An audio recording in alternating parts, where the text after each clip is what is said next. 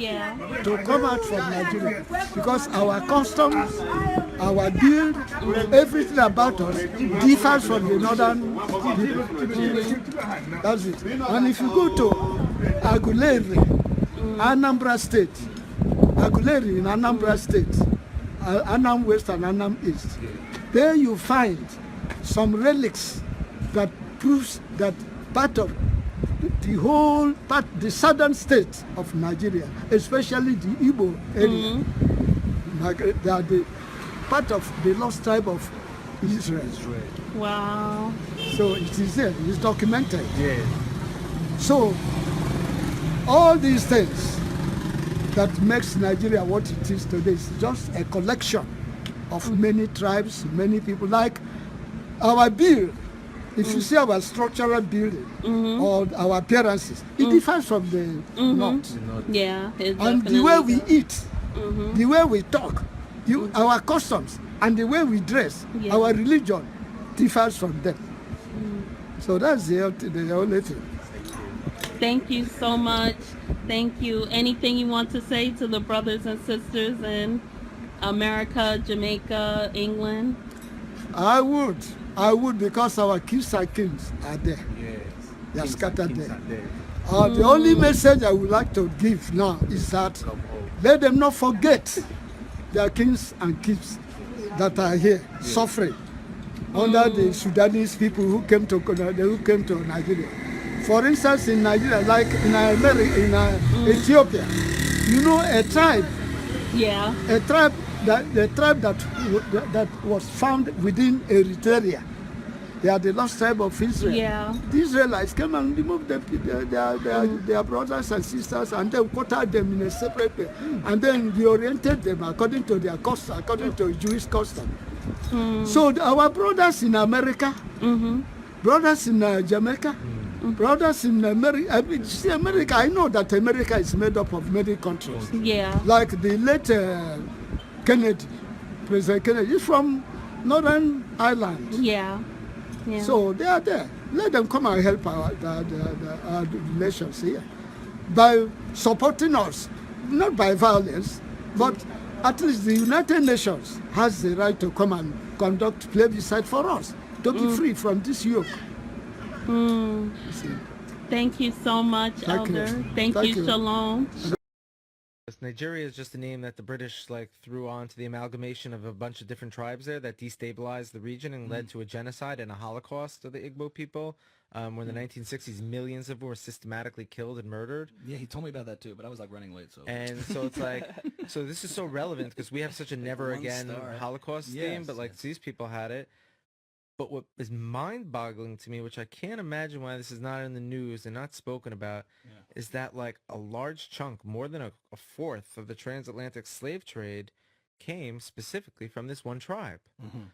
So how are we not starting to connect dots and being wait a minute, so the tribe in Africa that the government of Israel is fascinated with and enamored by is now the blood of those people flowing through the African-American community here, which makes sense to me why they're all being we have an Israelite affinity, where we're identifying this is us, we are this. And so I'm so yeah, if the DNA of the blood of these people are in them, they have a valid claim to feel and say that.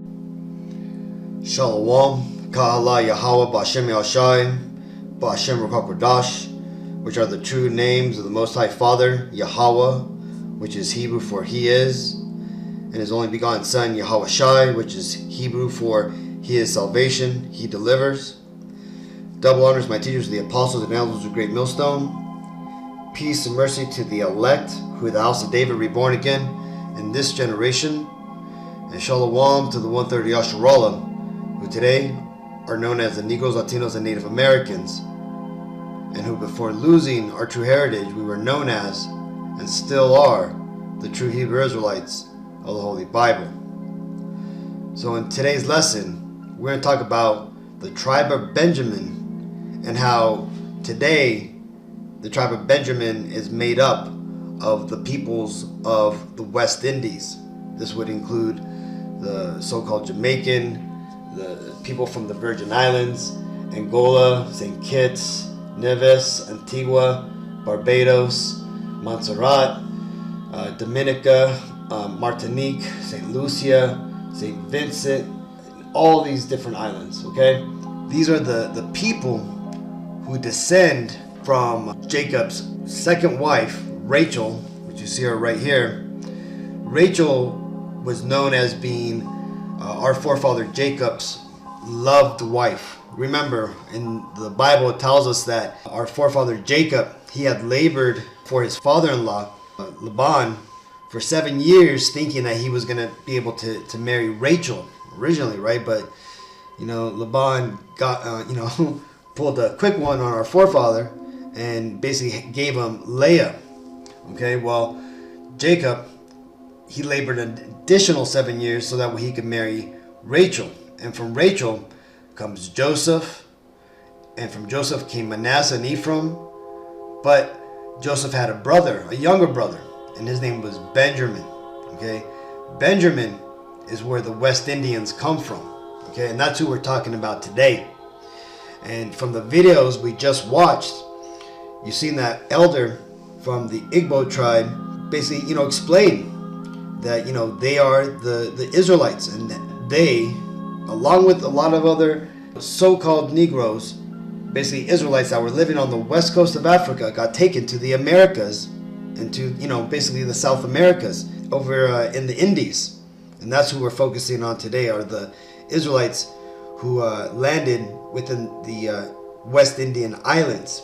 Okay, because you're going to find out these so-called West Indians are in fact, the Hebrew Israelites, namely of the tribe of Benjamin. Now again, the way the slave trade happened, you had a lot of, mixing. So again, I'm not saying everybody in the West Indian Islands are de facto of the tribe of Benjamin. Remember, there's a lot of mixing amongst the tribes, but because of the prophecies, this is how we pinpointed which people are which tribes. Okay, and what I'm talking about is the prophecies that were given by our forefather Jacob at the end of his life. You see, it tells us in the end of Genesis that our forefather Jacob, when he had reached the end of his life and he knew he was going to move on to glory, he gathered his 12 sons, right, along with the sons of Joseph, right, and he had blessed them all.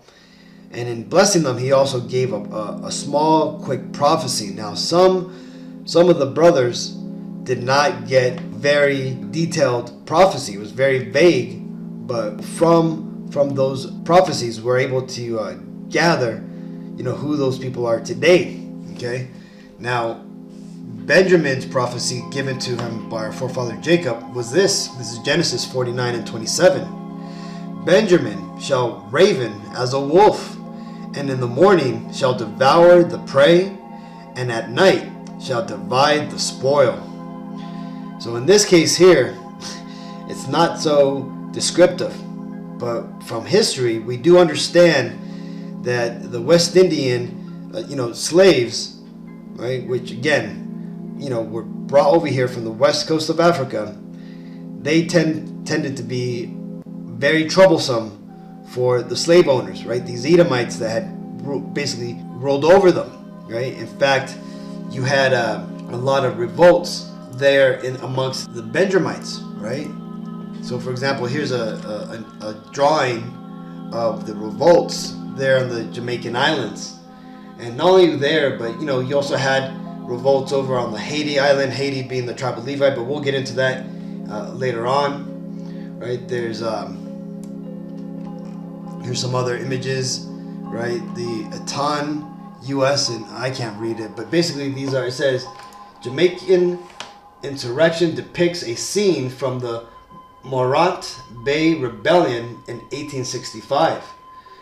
So there's that. And this, here's another, this one says, Benjamin Watson History and Nation Building, right? That's what the thing says. But the point being is that there was a lot of revolts amongst the West Indians and the slave plantations down there, okay? And a lot of them won their freedom, but because of the way Esau works, he's still able till today to basically enslave these people, but through very deceptive means, through taxations and basically embargoes, things like that.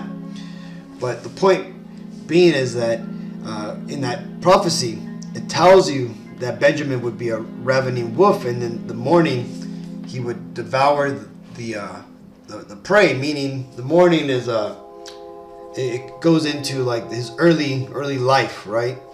And when you get into Benjamin, just like many other tribes, they were a very strong and warrior-like nation.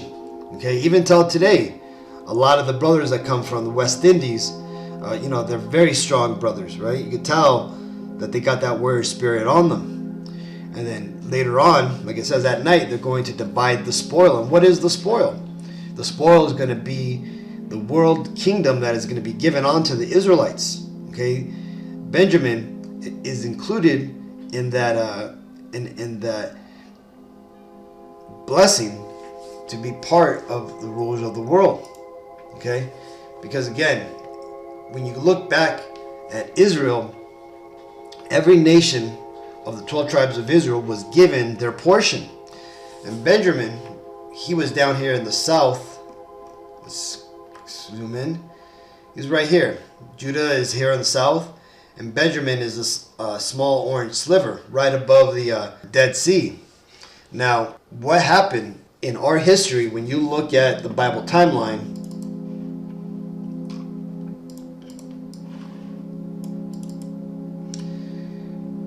our nation, we stayed together for a while, but unfortunately, due to the downfall of our leaders, King David and then King Solomon, the nation was divided. It was split into two, from the southern kingdom and the northern kingdom.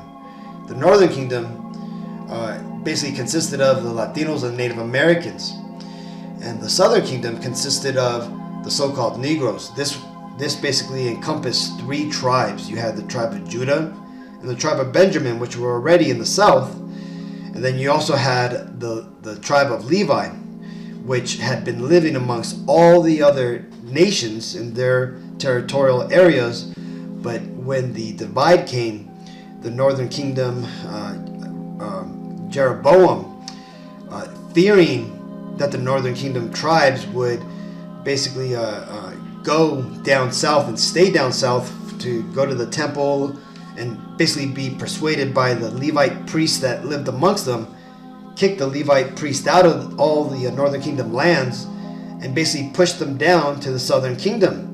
Now, this ultimately was the will of the Lord to put Levi with the southern kingdom brothers. Okay, and that's because the southern kingdom brothers were the more righteous of all the tribes. The northern kingdom brothers, we were going off, right? None of our kings were righteous, and this is why we got kicked out of the land in 722 BC. The northern kingdom got kicked out, but not too far behind us, the southern kingdom followed suit, and they got kicked out in 597 to 586. It was a progressive expulsion that the Babylonians did, right? They went in, first took like the nobles, the princes, all the people of renown out of the southern kingdom and took them to Babylon, and pretty much just left the lower classes in the southern kingdom of Judah. And then eventually they took everybody. Okay, now they stayed there for a while until Babylon was taken over by the Persians. Okay, and this is where you hear about the story of from Daniel's 5:31, which took place in 539 BC. The Persian king Cyrus, then Darius, came and ultimately free the Israelites from Babylon. Now, ultimately, they conquered Babylon, and in doing so, they freed the southern kingdom of Israel. And when they did that, the kings of Persia understood that they were given a spiritual job to allow the Israelites to go back into their nation, into their country, to rebuild the temple, right? And also, this is where you hear about Second Ezra, right? Because this is Ezra the prophet. He was leading the southern kingdom back to the land of Jerusalem from Babylon. Well, eventually, it goes all the way down to the book of Nehemiah, where Nehemiah he basically starts to rebuild the temple, right? And rebuild the walls. And then from there, that's where we get the end of ancient history. This is pretty much where the Esau's history kind of comes in, right? This is kind of like where the Bible history, for the most part, ends, predominantly. And then after that, this is where history that we're taught here in America, in schools and whatnot, colleges, they're taught, right? You're taught the histories by Herodotus, right? And this is because this is when Edom, the so-called Caucasians, came into power. They became the new Greeks. They took over the Japhites, the original Greeks. You had Alexander, the Macedonian, come onto the scene, and they eventually came in and conquered Judea. But again, this is a whole other lesson. The point being is we're focusing right now on Benjamin. Now, Benjamin, after being in the southern kingdom of Jerusalem, along with the tribe of Judah and the tribe of Levi, they were on the scene when the Romans came on, and also the New Testament came in, the Messiah came on the scene. Now, that being said,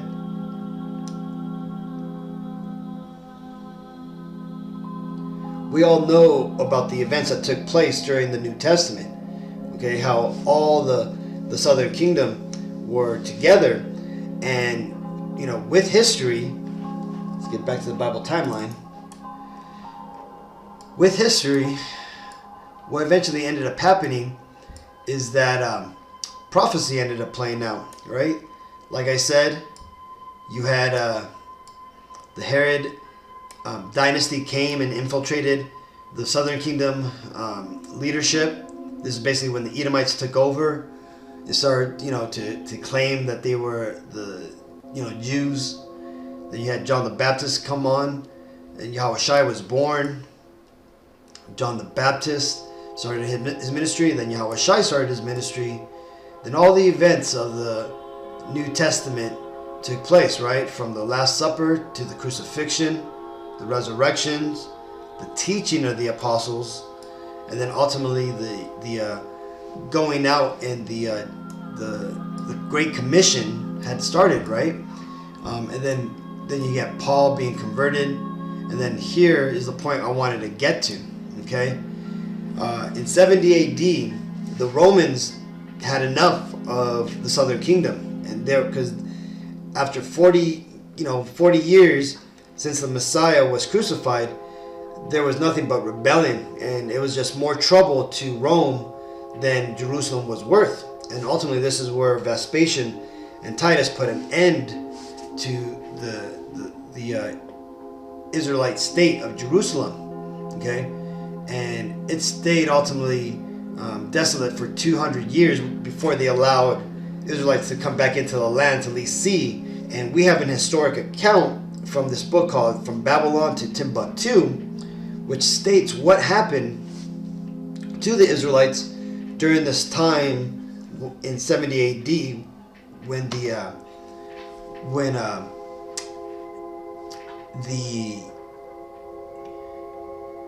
Romans destroyed Jerusalem. Well, let's go and read that real quick. This is page 84 of From Babylon to Timbuktu. It says, in the year 65 BC, the Romans army under General Pompey captured Jerusalem. In 70 AD, General Vespasian and his son Titus put an end to the Jewish state. Really, it's an Israelite state, or the Judite state, with great slaughter during the period of the military governors of Palestine. Many outrageous outrages and atrocities were committed against the residue of the people. During the period from Pompey to Julius, it has been estimated that over 1 million Jews fled into Africa, fleeing from Roman persecution and slavery. The slave markets were full of black Jewish slaves. You see that? So that right there tells you what took place to the southern kingdom of Israel. So a lot of them went into slavery in Rome, and this is why we say that a little bit over 100 years later, right, around 200 to 400 AD, Judah, or should I say the southern kingdom that was in Rome as slaves, they eventually started to come up by winning their freedoms, joining the army, buying their freedom. Because remember, in Rome you could buy yourself, right? You could buy yourself out of slavery if you made enough money, and that's ultimately what Judah did. And they eventually took over Rome, and this is where Rome converted from a pantheon of God worship, right, to a single God worship. They established the Vatican, and they basically changed the ways of Rome around to where it was uncomfortable for the Edomites. And Edom, like they always do, they had white flight, and they basically flew up to the Caucasus Mountains. But this isn't about Edom. Let's get back to the southern kingdom of Israel. Now, like it said, 1 million Jews fled into Africa. Now, where did these Israelites go? Well, let's take a look.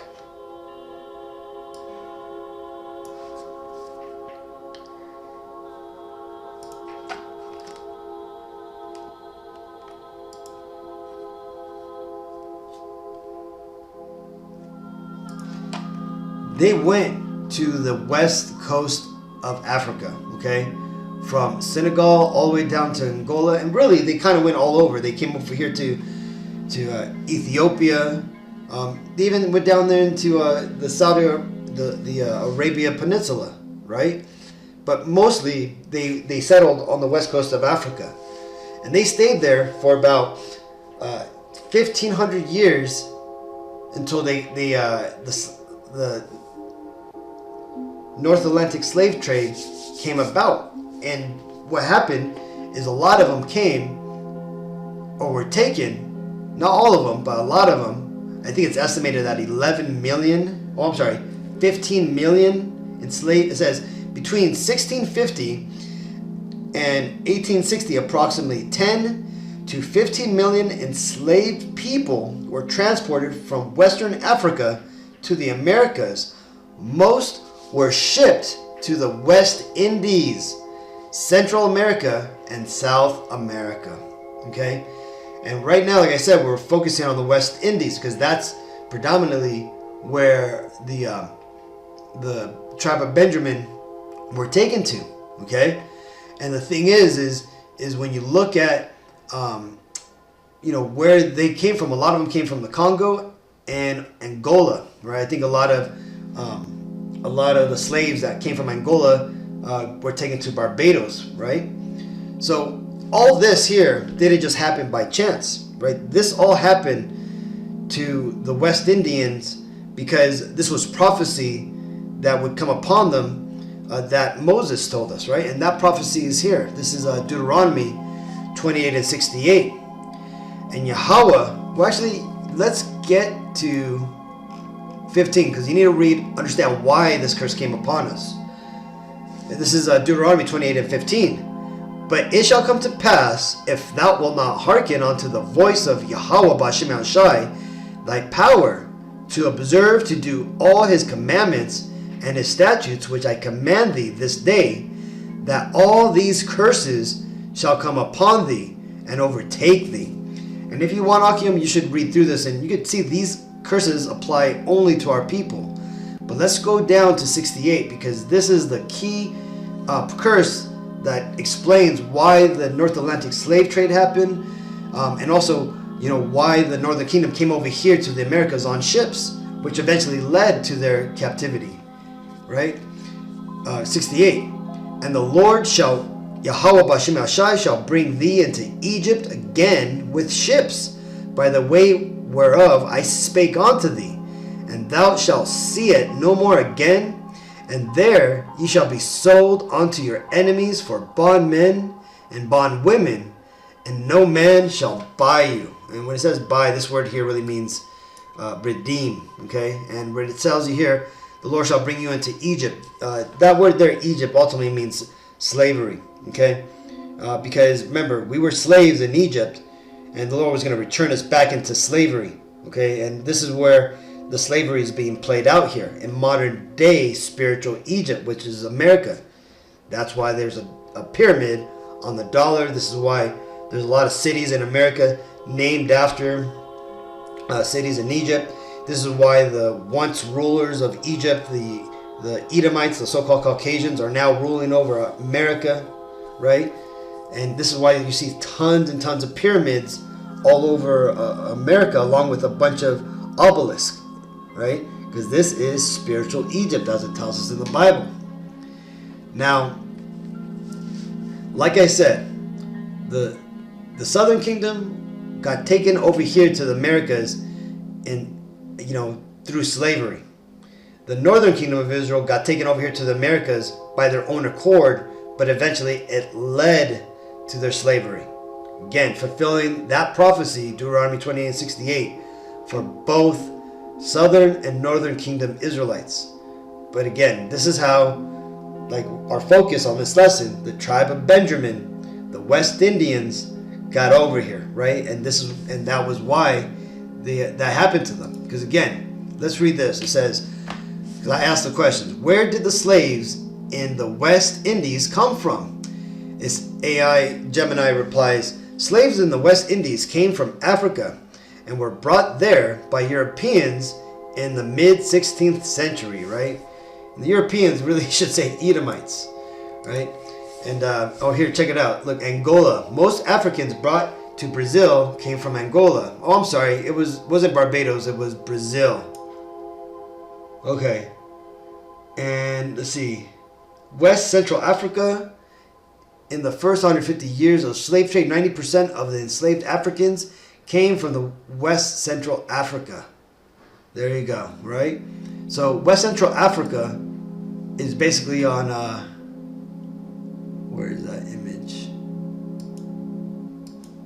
Right here, Congo, right? And up here, where Judah, there's a so-called Negro land, or the Judah tribe, Judah town was up here, synagogue, Nigeria. These people ended up coming to the Americas. This right here was the tribe of Judah.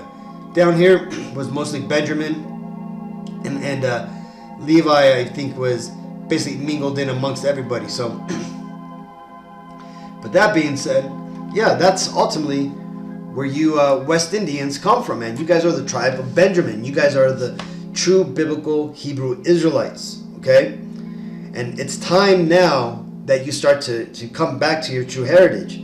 I know a lot of you, Akim, who are watching these lessons and watching these videos, you already know this. But this is for anybody new who is coming across this lesson to understand that the West Indians, right, from the Jamaicans, and all these other small tribes here, Martinique, Barbados, and all these countries, that you guys are the tribe of Benjamin, okay, making you, Israelites, right? Now here you kind of see the numbers of the imports of these lands, right? British West Indies, the French West Indies, Dutch West Indies, and the Danish West Indies. This shows you how many, Israelites were taken as slaves and imported. So that shows you how many came over here. So let's go and read this. This is Baruch 4:6. Ye were sold to the nations, not for your destruction, but because ye moved God to wrath. Ye were